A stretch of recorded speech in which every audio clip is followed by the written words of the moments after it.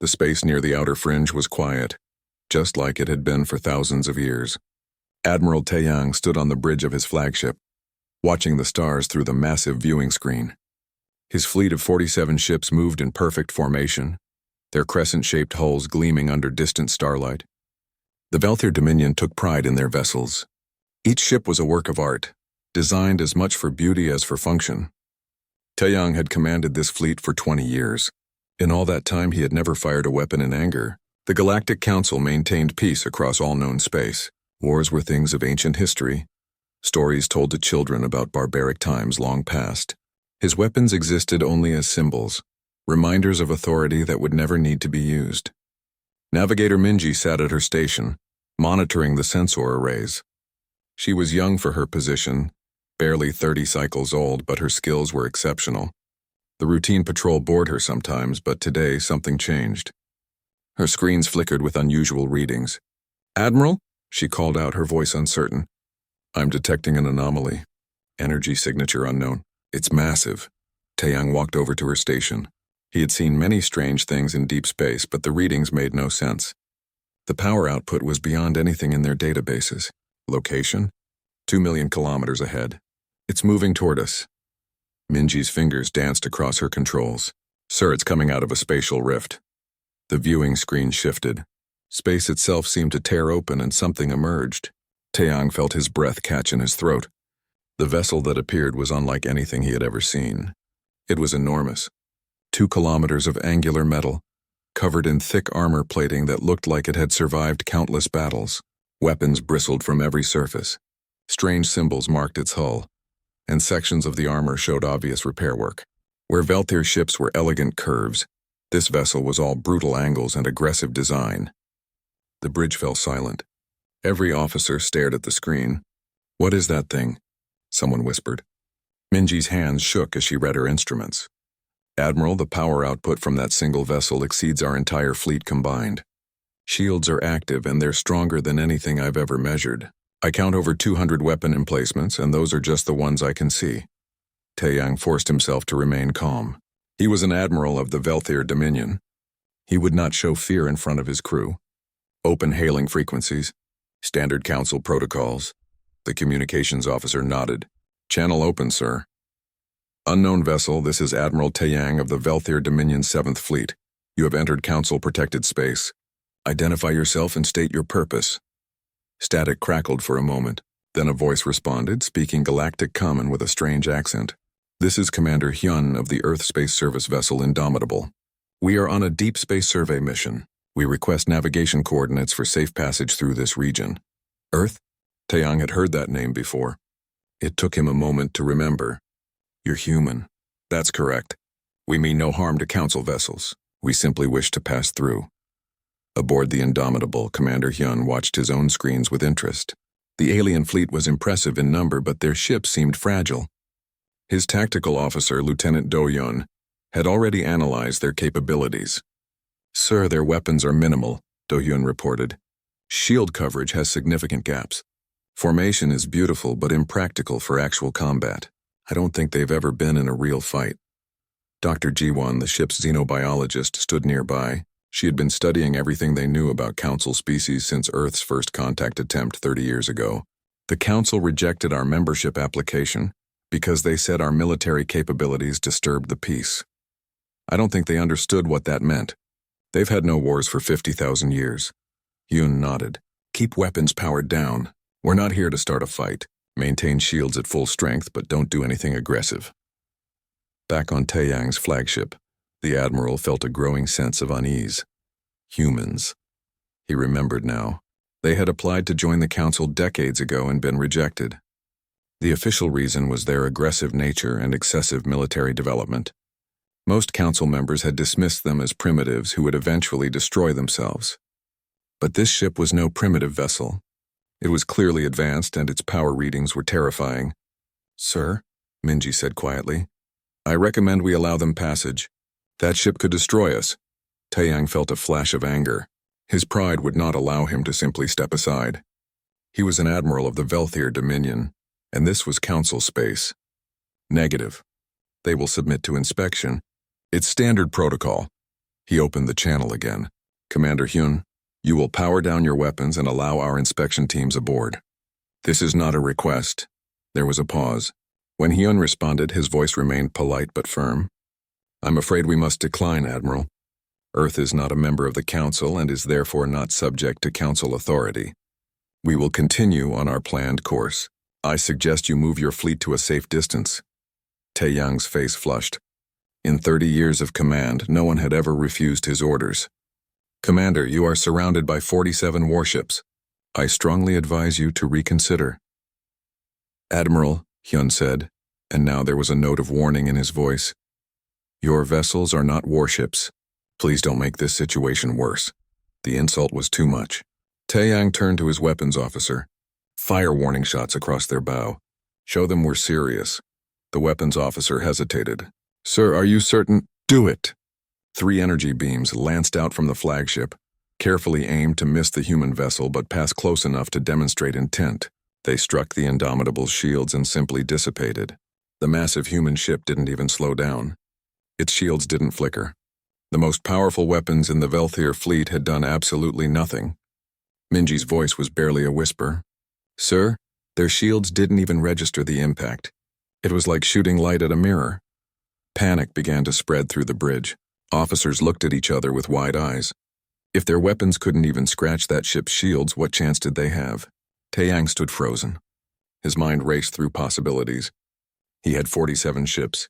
Surely numbers would count for something. But deep down he knew the truth. If that single human vessel decided to fight, his entire fleet would be destroyed. Admiral, his second-in-command said quietly, we should withdraw. No. Taeyang's voice was hard. Move the fleet into blockade formation.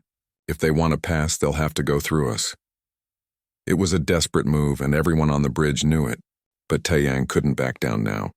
His pride wouldn't allow it. On the Indomitable, Do-Yun watched the alien fleet rearrange itself.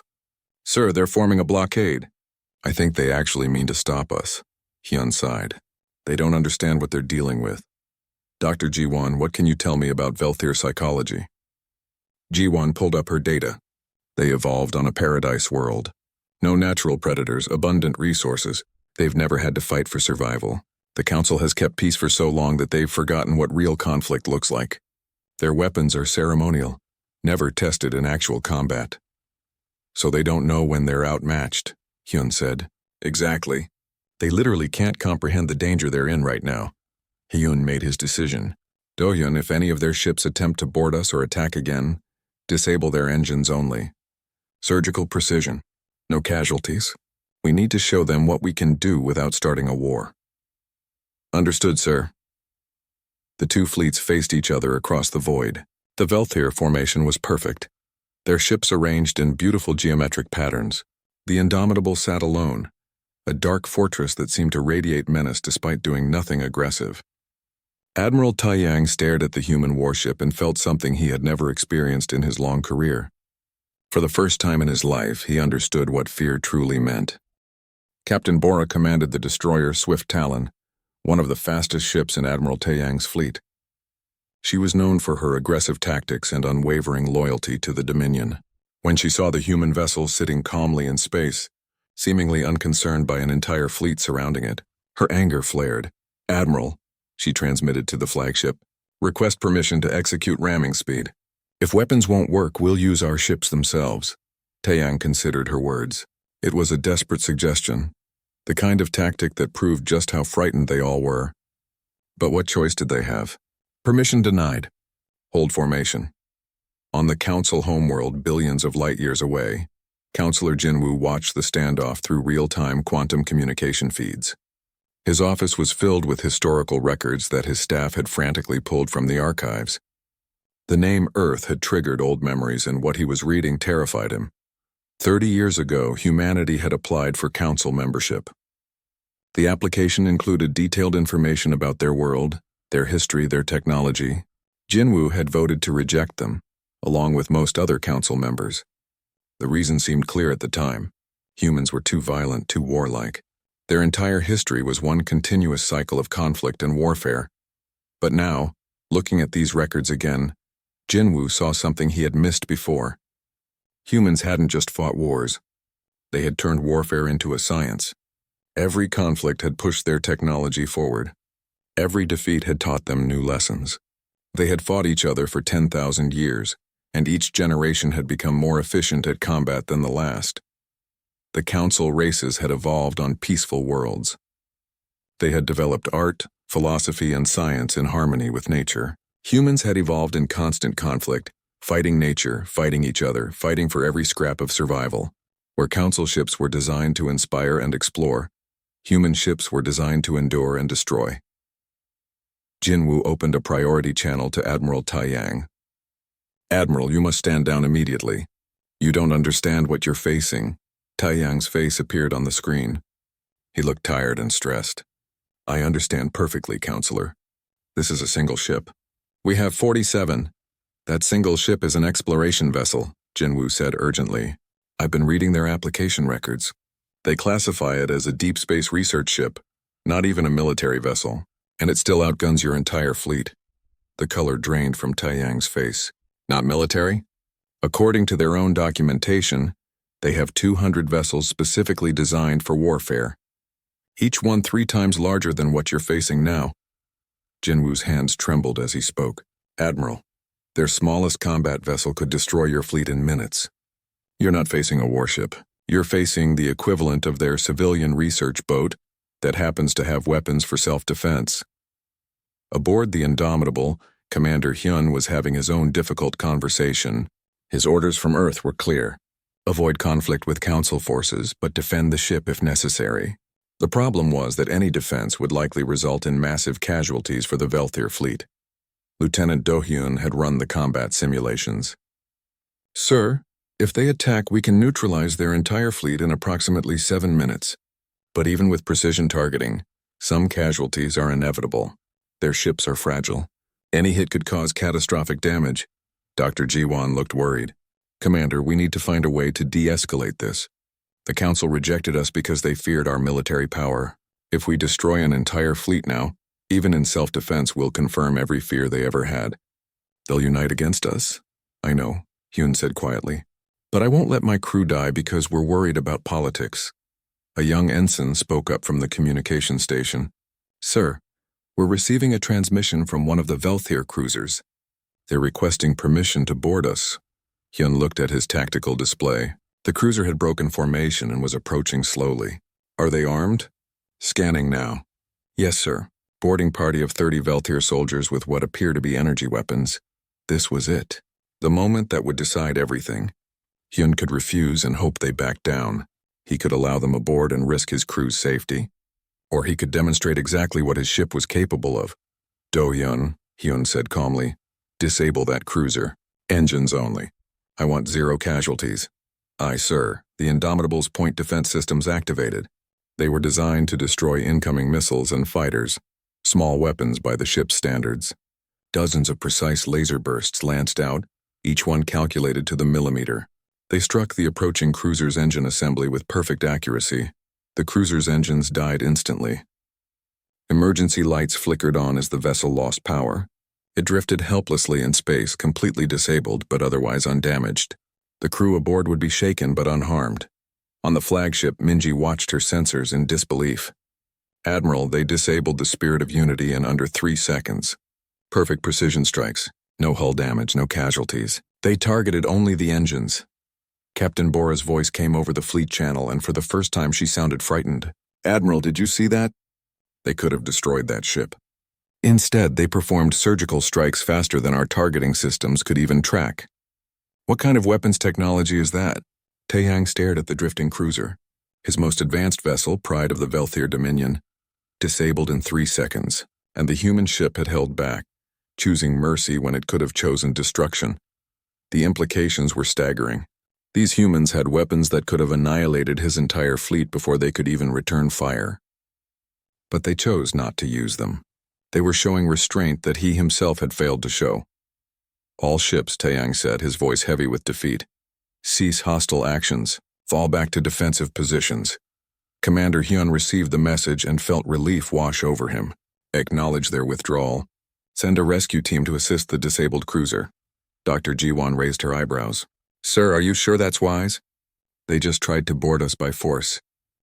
Which is exactly why we should help them, Hyun replied. We need to show them we're not monsters.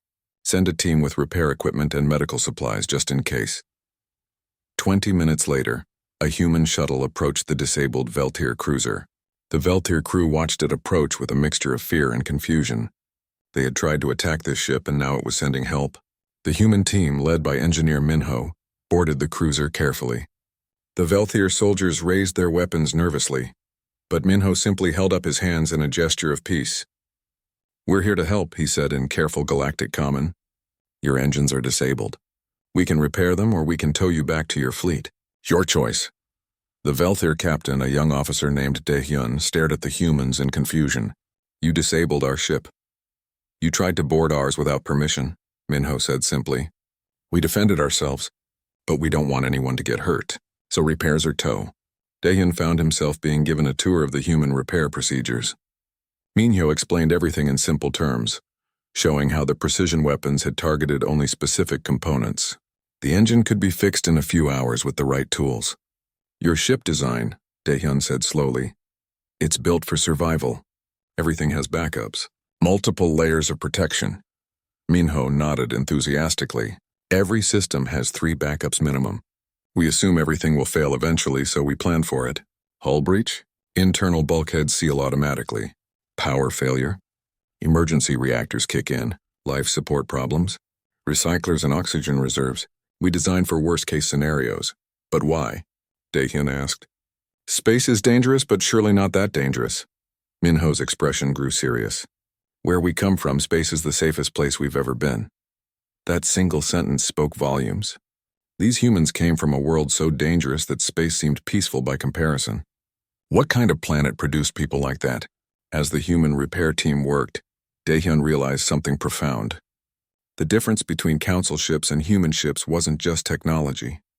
It was philosophy. Council ships were built to inspire and explore, assuming the universe was mostly safe. Human ships were built to survive and fight, assuming the universe wanted them dead. Back on the council homeworld, Counselor Jinwoo finally found the record he had been searching for. It was an old psychological evaluation from humanity's membership application. The council's top xenopsychologists had studied human nature and come to a conclusion that had seemed obvious 30 years ago. Humanity is fundamentally shaped by conflict. Their entire civilization has been forged through competition and warfare. While this has driven impressive technological advancement, it makes them unsuitable for council membership. They cannot conceive of existence without enemies. At the time, it had seemed like a damning assessment. Now Jinwoo read it differently. Humans weren't looking for enemies. They were simply prepared for them. There was a difference between being aggressive and being ready. Admiral Taeyang sat alone in his quarters, watching the human shuttle return to the Indomitable. His entire fleet was still in defensive formation, but everyone knew the standoff was over. They had lost without a shot being truly fired. For the first time in his career, Taeyang understood what it meant to face a true military force. And what terrified him most wasn't the human weapons or their powerful shields. It was their restraint. They could have destroyed his fleet. They chose not to. That kind of controlled power was more frightening than any weapon. 3 days after the standoff, a small human courier ship arrived carrying Ambassador Sung-hoon. He was an older man with gray hair and calm eyes that had seen much in his lifetime. His arrival had been requested by both Commander Hyun and Counselor Jinwoo, who agreed that someone needed to explain humanity to the Council before fear turned into something worse.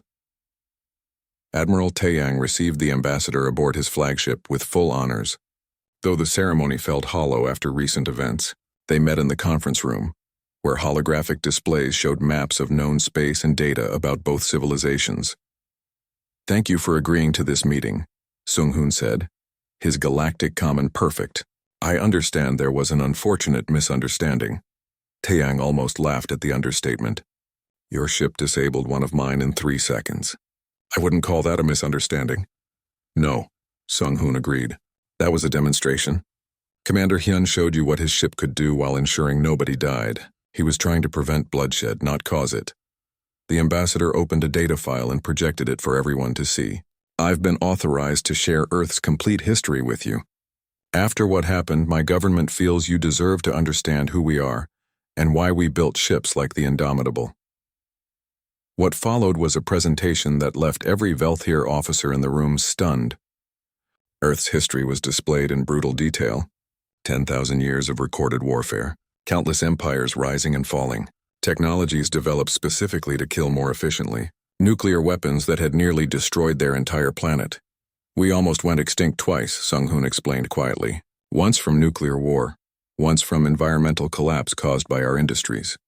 We developed faster than light travel not to explore the stars, but to escape our dying world. By the time we fixed Earth's problems, we had already learned some very hard lessons. Minji, who had been watching the presentation with wide eyes, raised her hand tentatively. Why would you tell us this? It makes you look like monsters. Because hiding it would be dishonest, Sung-hoon replied. Yes, our history is violent. Yes, we've done terrible things to each other. But we learned from every mistake. Every war taught us the cost of conflict. Every near-extinction event showed us the importance of survival. We're not monsters. We're survivors who refuse to be caught unprepared again. On the council homeworld, historian Yuna was making discoveries of her own. She was an old Veltier, ancient even by their long-lived standards, and she had access to archives that most people had forgotten existed. The council's history went back 50,000 years, but there were gaps in the records, periods that had been deliberately erased or classified. She finally found what she was looking for in a restricted database that required special authorization to access. The file was labeled simply the Vorath Incident. 50,000 years ago, the Council had encountered another species. The Vorath were aggressive, militaristic, and violent. They had viewed the Council's peaceful nature as weakness and launched a campaign of conquest. The war that followed had been brief but devastating. The Council races, unprepared for real combat, had suffered massive casualties before they managed to defeat the Vorath through sheer numbers.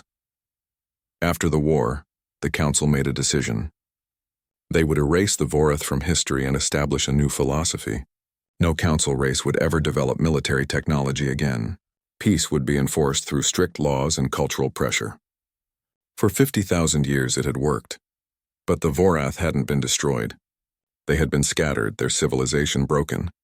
And the Council had spent millennia ensuring that no warrior race could ever threaten them again. Until now. Until humanity. Yuna immediately sent her findings to Counselor Jinwoo. The implications were clear. The Council's entire philosophy was built on fear of encountering another Vorath. They had convinced themselves that peace came from weakness, that having no weapons meant having no war. Humanity proved that belief wrong. Humans had powerful weapons but chose when to use them. They had the capacity for destruction but valued life. They were everything the Council had feared, and yet they weren't really threats at all. Aboard the disabled Velthier cruiser, engineer Minho had spent 3 days helping with repairs. In that time, he had become friendly with several of the Velthier crew, including Captain Daehyun. They sat in the ship's mess hall sharing a meal. The Velthier food was bland to human tastes, but Minho ate politely. I have to ask, Daehyun said carefully. Why do you help us? We tried to board your ship by force. Minho shrugged. You were following orders. Besides, you weren't really a threat. Our sensors can detect biological signatures. We knew your boarding party wasn't carrying anything that could harm us. You were scared and trying to show authority. That's not evil, just misguided. But your ship could have destroyed our entire fleet. Probably, Minho admitted. But why would we? You weren't trying to kill us, just intimidate us. There's a difference. On Earth we have a saying, don't mistake preparation for aggression. We build powerful ships because space is dangerous, not because we want to hurt people. Daehyun thought about this. Our people build beautiful ships because we want to inspire others. We've forgotten that the universe can be dangerous. Maybe that's not entirely a bad thing, Minho said thoughtfully. Your people have had peace for 50,000 years. That's incredible. We've never managed more than a few decades. But peace made you vulnerable. You need to find a balance. Stay peaceful, but be prepared to defend yourselves. Back in the conference room on Taeyang's flagship, Dr. Jiwon had joined the discussions. She had spent years studying council species and had insights that even Ambassador Sung-hoon found valuable. The fundamental difference, she explained, is in how our species evolved. Council races developed on worlds that were relatively safe. Abundant resources, few predators, stable climates. Your evolution favored cooperation and creativity. You became artists and philosophers. She pulled up an image of Earth. We evolved on a death world by your standards. Predators everywhere. Limited resources, extreme climate variations. Our evolution favored adaptability and aggression. We became survivors and warriors. Neither approach is wrong. They're just different responses to different environments. Admiral Taiyang had been quiet for most of the discussion, but now he spoke up. So what happens now? Your people are clearly more powerful than ours. Will you conquer us? Sung-hoon looked genuinely shocked. Conquer you? No, we're not interested in conquest. We want trade, cultural exchange, cooperation. We came to space to meet other civilizations, not dominate them. But you could, Taiyang insisted. Your technology is superior. In military applications, yes, Sung-hoon agreed. But your people have technologies we don't. Your energy generation is more efficient. Your medical technology is centuries ahead of ours. Your understanding of exotic physics is something we're only beginning to grasp. Every civilization has strengths. We want to learn from each other, not destroy each other. This concept seemed to be difficult for the Velthir to accept. They had spent so long assuming that strength meant domination, that they couldn't imagine a powerful species choosing cooperation. Dr. Jiwon pulled up more data. I've studied your psychology extensively. Velthir and most council races lack a concept we call existential threat response. You've never had to face extinction, so you don't have instincts for survival under extreme pressure. When faced with actual danger, your response is to freeze or flee, not adapt. Is that bad? Minji asked quietly. It's different, Jiwon replied gently. It means you're trusting and optimistic. Those are good traits, but it also means you're vulnerable to anyone who does have survival instincts. That's why the Council has avoided contact with aggressive species. Not because you're weak, but because you're not psychologically equipped to handle real conflict. Counselor Jinwoo joined the meeting via holographic projection. His face was grave. I've received historical records from our archives. 50,000 years ago, we encountered a species called the Vorath. They were warriors like humans, but without human restraint. They nearly destroyed us. Our entire philosophy since then has been designed to prevent another Vorath. Sung-hoon nodded slowly. I understand now. You rejected our membership application because you were afraid we were like the Vorath. Yes, Jinwoo admitted, but I'm beginning to see we were wrong. The Vorath attacked because they wanted to. You could attack, but you choose not to. That's a critical difference. Commander Hyun had been listening to the discussions from the Indomitable. Now he asked the question that everyone was thinking. So what happens next? The Council knows we exist. We know you exist. We can't just ignore each other. There was a long silence. Then Admiral Taeyang, the officer who had started this entire crisis, spoke up. We need to learn from each other. Ambassador Sung-hoon is right. Your strength is in military technology and survival instincts. Ours is in peace and cooperation. Separately, we're incomplete. Together we could be something greater. It was a remarkable statement from someone who had been humanity's opponent just days before, but the encounter had changed Taeyang. He had seen power restrained by wisdom, strength tempered by mercy. The humans could have crushed his fleet and didn't. That spoke of character more impressive than any weapon. Sung-hoon smiled. Admiral, I think that's the beginning of a beautiful friendship. Navigator Minji pulled up a star chart. The universe is bigger than we ever explored. The Council stayed in known space because we were afraid of what we might find. But with human ships to protect us, we could explore regions we've always avoided. And with Council technology, Dr. Jiwon added, human ships could be even more efficient. We could learn from your energy systems, your medical advances. Both civilizations would benefit. The meeting ended with a tentative agreement. Earth would formally reapply for Council membership. This time, instead of being rejected for their military strength, they would be invited because of it. The galaxy was changing, and both civilizations would need to change with it. The emergency session of the Galactic Council was the first in 3,000 years. Representatives from 47 different species gathered in the massive chamber on the Council homeworld. The building itself was a marvel of architecture, designed to inspire peace and cooperation. Sunlight filtered through crystalline walls, creating patterns of light that danced across the floor. High Counselor Kyung stood at the center podium. She was incredibly old, even by the standards of her long-lived species. She had led the council for over 800 years, and in all that time, she had never faced a crisis like this. "We are here," she announced, her voice carrying to every corner of the vast chamber, "to decide the fate of humanity's application for council membership.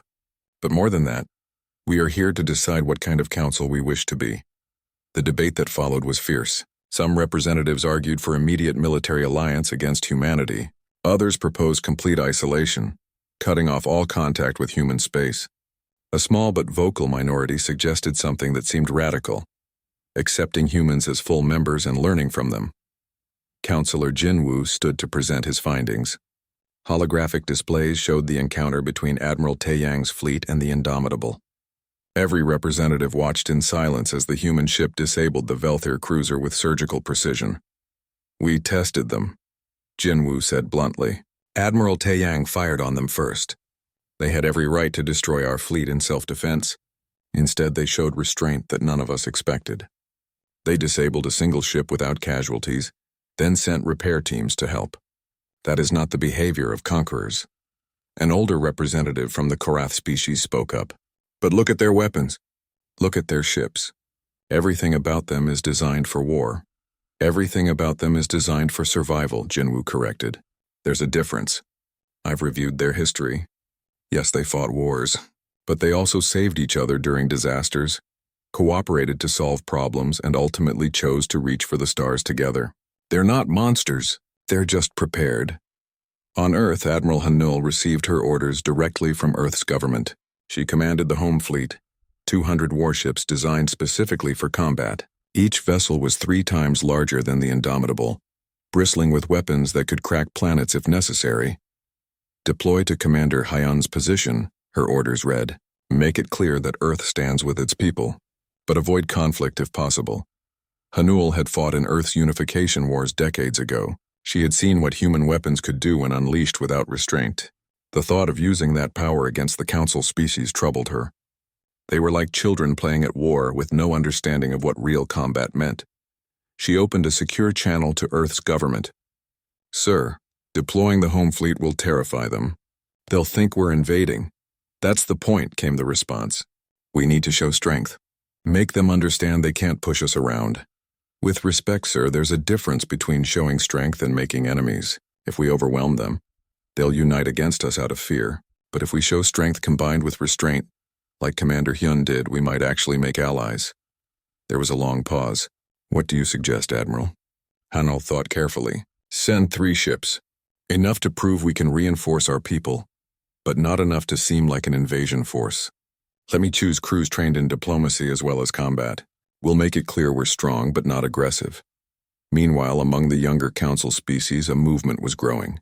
Rebel leader Jun was barely 40 years old, young for a political figure. He had been raised on stories of the Council's golden age, when new discoveries were made constantly and civilization advanced. But in his lifetime, everything had been stagnant. The same technologies, the same philosophies, the same cautious approach to everything. Humanity represented change. They represented growth and adaptation. Jun saw them not as threats but as opportunities. He organized a gathering of young council members from various species. "For 50,000 years, we've been told that peace requires weakness, that having weapons means having war. But look at what just happened. The humans have incredible weapons, but they didn't use them. They proved that strength and peace can coexist." A young Korath named Ariam spoke up. "But the older council members are terrified. They remember the Vorath. They think all warrior species are the same." "The Vorath attacked because they wanted to conquer," Jun replied. "The humans could conquer us easily, but they want to cooperate instead. That's the difference. We need to make the council see that." His movement called itself the Progressive Frontier. They believed the council had stagnated through excessive caution. With human partnership, they could explore dangerous regions of space, develop new technologies, and revitalize civilization. It was a message that resonated with young people across council space. Back in the council chamber, the debate continued. A military strategist presented combat simulations. Every scenario ended the same way. If war broke out between humanity and the council would lose. Even with their massive numerical advantage of 10,000 ships to 200, Human technology was simply too advanced. Our shields can't stop their weapons, the strategist explained grimly. Our weapons can't penetrate their shields. Our ships are faster in sublight, but they have better FTL drives. They can track targets we can't even see. In a straight fight, we would lose. Then we cannot allow a straight fight, another representative suggested. We could use guerrilla tactics, hit-and-run attacks, sabotage. Counselor Jinwoo shook his head sadly. Did you not listen? These people have spent 10,000 years fighting each other. They invented guerrilla tactics. They wrote books about asymmetric warfare. Any strategy we can think of, they've already countered decades ago. The chamber fell silent. The reality was sinking in. They couldn't defeat humanity through force. Dr. Ji-won and Ambassador Sung-hoon had prepared a joint proposal. They called it the Collaborative Defense Initiative. Instead of competing, humans and council species would share knowledge.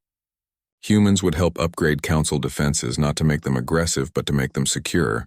In return, council species would share their advanced medical technology, energy systems, and scientific discoveries. Both civilizations would grow stronger together, Sung-hoon explained to the council. You have technologies we need. We have capabilities you need. Why fight when we could cooperate? It was a logical argument, but logic alone doesn't overcome fear. Many council members remained convinced that accepting humans meant accepting their own destruction. Then Admiral Taeyang did something unexpected. He requested permission to address the council in person. As a Velther military commander who had actually faced human power, his testimony carried weight. He stood before the assembled representatives, his uniform still showing signs of stress from recent events. I fired on a human ship, he began simply. I ordered warning shots because I was arrogant and foolish. I thought my 47 vessels were enough to intimidate one ship. The chamber listened in complete silence. That human ship could have destroyed my entire fleet in minutes. Their tactical officer told me this later. Minutes, and every single one of my people would have died, and there was nothing we could have done to stop it. Taeyang's voice was steady, but emotional. But they didn't destroy us. They disabled one ship carefully, ensuring no casualties. Then they sent teams to help repair the damage they had caused. He looked around the chamber, making eye contact with representatives from across the galaxy. We fear their weapons. I understand that fear because I felt it. But I tell you now, we should fear more what happens if we make enemies of beings who could be our greatest allies. The Vorath of legend were destroyers who gloried in conquest. These humans are survivors who value life. There is a profound difference. His words seemed to reach people in a way that data and simulations could not. This was someone who had faced the situation personally and lived to recommend cooperation. High Counselor Kyung called for a vote. The question was simple. Should humanity be granted provisional council membership with oversight protocols? The voting took hours. Every species caucused to discuss their position. Arguments flew back and forth across communication channels. Fear battled with hope. Caution wrestled with opportunity. Finally, the results came in. The measure passed by a narrow margin. Humanity would be granted provisional membership for 50 years. During that time, human and council crews would serve together on joint missions. The program was officially called the Convergence Project. On Earth, the news was received with mixed feelings. Some celebrated the acceptance. Others worried about the restrictions and oversight. But most people understood that this was a beginning, not an ending. Admiral Hanul received updated orders. Instead of a show of force, she was to establish a diplomatic mission with military escort. 3 of her best ships would accompany her to council space, where she would coordinate with Commander Hyun on the transition. Commander Hyun received a new assignment. The Indomitable would become the flagship of the first mixed human council fleet. Velther officers would integrate into his crew, and human officers would serve on council vessels. It would be challenging, but it was necessary. Admiral Taeyang received the most surprising assignment. He was offered a position as Hyun's second-in-command on the Indomitable. It was an unprecedented gesture, placing a former adversary in a position of trust and authority. When Hyun offered him the position personally, Taeyang was speechless for a long moment. You trust me after what I did? You made a mistake, Hyun replied simply. But you learned from it and helped convince the council to give us a chance. That takes courage and wisdom. Those are qualities I want in my second-in-command. The 2 officers shook hands, a human gesture that Taeyang had learned. It was symbolic of more than just their personal relationship. It represented two civilizations reaching across the gap of misunderstanding to find common ground. The galaxy held its breath, waiting to see if this experiment in cooperation would succeed or fail. 5 years passed since that first tense encounter. The Convergence project had transformed from an experiment into a success story that surprised even its most optimistic supporters. The changes were visible everywhere, in technology and culture, and the way different species viewed each other. Captain Ariam stood on the bridge of the newly commissioned vessel Harmony's Edge. She was young for a captain, only 32, but she had been chosen specifically for this assignment. The ship itself was revolutionary. The first vessel designed from the beginning as a collaboration between human and council engineers. Its hull combined the elegant curves of council design with the reinforced armor of human construction. Inside, council energy systems powered human weapon arrays. The shields used exotic physics from council research but were reinforced with human redundancy principles. It was beautiful and deadly, exploratory and defensive, everything both civilizations could offer working together. Status report, Ariam requested, looking around her bridge. Half the crew was human, half from various council species. It had taken years to develop common procedures and language, but they had made it work.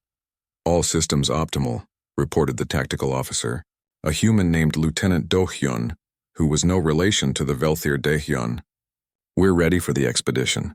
The expedition they referred to was ambitious. A fleet of 200 vessels, human and council working together, would explore the outer darkness.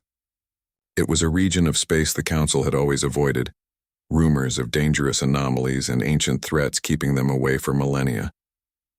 But with human military technology providing security and council science providing knowledge, they were finally ready to investigate. Aboard the Indomitable, which still served as the fleet flagship, Commander Hyun had been promoted to Fleet Admiral. Admiral Taeyang stood beside him as his second-in-command, a partnership that had become legendary. The former enemies had become close friends, their different perspectives complementing each other perfectly. The fleet is assembled and ready, Taeyang reported.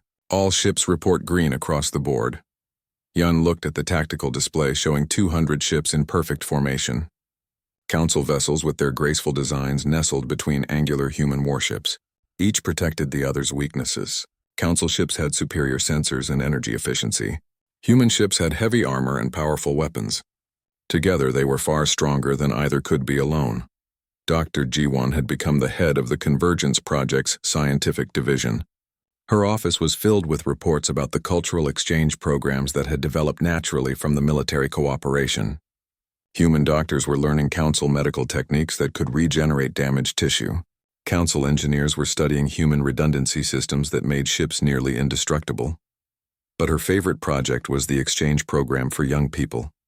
Students from council worlds lived on Earth, experiencing its harsh environment and learning human history.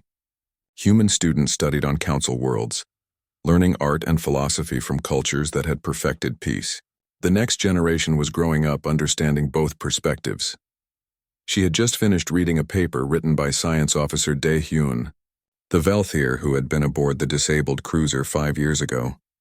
He had become fascinated by human psychology and written a groundbreaking study titled The Psychology of Applied Conflict Resolution. His research showed something remarkable. Humanity's approach to warfare wasn't about aggression at all.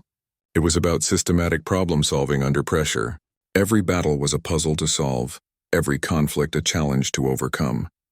This mindset, when applied to non-military problems, was incredibly effective. Council scientists were beginning to adopt human problem-solving methods for everything from engineering challenges to social issues. Rebel leader June's progressive. Frontier movement had grown from a small group of idealistic young people into a major political force. They had pushed for the exploration mission and advocated for deeper integration between human and council cultures. June himself now served on the council as a representative of the younger generation. He was aboard the Harmony's Edge for the expedition, serving as a political observer. Standing in the observation deck, watching the fleet prepare to jump to faster-than-light speed, he felt pride in what they had accomplished. 5 years ago, we were on the brink of war, he said to Captain Ariam, who had come to join him. Now look at us. 2 civilizations working as one. Ariam nodded, her eyes on the stars. My mother was on one of the ships that faced the Indomitable during that first encounter. She told me she was certain they were all going to die. She never imagined she'd be attending my graduation from the Joint Military Academy on Earth. How was Earth? June asked curiously. He had never visited the human homeworld. Terrifying and beautiful. Ariam replied honestly. The gravity is heavy. The weather is violent. Even in their cities you can feel the wildness of that world. But the people were warm and welcoming. They were so proud that a council member had come to study at their academy. She smiled. Though I think they went easy on me during survival training. I nearly died 3 times, June laughed. Humans consider that going easy. The most unexpected voice in favor of cooperation had come from an ancient source. The eldest Su was an artificial intelligence that had guided the council for 100,000 years. It was so old that most people forgot it existed, assuming it had become inactive long ago. But it had been watching everything, and it had opinions. High Counselor Kyung, who had aged significantly in 5 years but remained sharp, had requested a private audience with the eldest Su. She found the AI's core deep beneath the council building, in chambers that hadn't been visited in centuries. Why did you wait so long to speak? Kyung asked the glowing sphere of light that represented the eldest's consciousness. Because you needed to discover the truth yourselves. The eldest replied, its voice resonating like crystal chimes. If I had simply told you that humanity was your salvation, you would not have believed me. You needed to see it, to experience it, to make the choice yourselves. Salvation? Kyung echoed. That's a strong word, but accurate, the eldest said. The council achieved peace through stasis, through deliberate technological and cultural freezing. But stasis is not life. It is merely postponed death. The universe is filled with dangers you have forgotten. Rogue AI collectives in the outer darkness, extra-dimensional beings that hunger for energy, the inevitable entropy of stars and galaxies. Your peace would have ended eventually, not through internal conflict but through external annihilation.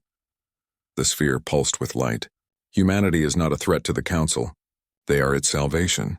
They remember what you have forgotten, that survival requires adaptation, growth, and yes, the willingness to fight when necessary. They will help you remember how to survive in a dangerous universe. Kyung absorbed this information slowly. You've been waiting 100,000 years for a species like humanity? I have been hoping, the eldest corrected gently. Hope is different from waiting. Hope requires faith that something better is possible. I had hoped that eventually the council would meet beings who could shake you from your comfortable sleep and remind you that life is meant to be lived fully, not merely preserved. Back on the fleet flagship, Engineer Minho was conducting a final inspection of the Indomitable's systems. He had been promoted to chief engineer and had personally overseen the integration of council technology into human ships. The results were impressive. Their FTL drives were now 30% more efficient. Their energy weapons had doubled in range. Their sensors could detect anomalies from 3 times farther away. And human technology had flowed to council ships as well. Every council vessel in the fleet now had reinforced hulls, redundant systems, and improved defensive capabilities. They weren't as tough as human warships, but they were no longer fragile. The door opened and Navigator Minji entered. She had transferred from Admiral Taeyang's original flagship to the Indomitable and had become one of the best navigators in the fleet. She and Minho had become friends during late-night work sessions. Are we really ready for this? She asked, looking at the sensor readings from the outer darkness. Those readings are terrifying. Energy fluctuations, spatial anomalies, things we don't have names for. 5 years ago I would have said no, Minho admitted.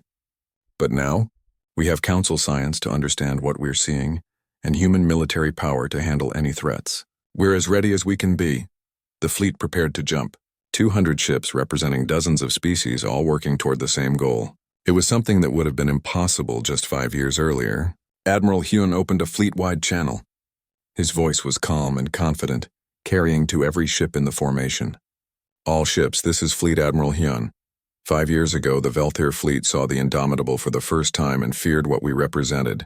Today we stand together, not as enemies or even separate allies, but as partners in the greatest adventure possible. We're going to explore regions of space that have remained mysteries for millennia. We'll face challenges that will test everything we've learned from each other. But I'm confident we're ready because we're not facing these challenges as humans or as council species. We're facing them together." He paused, looking at Admiral Taeyang, who nodded encouragement. Dr. Juan wrote something in her personal log that I think captures this moment perfectly.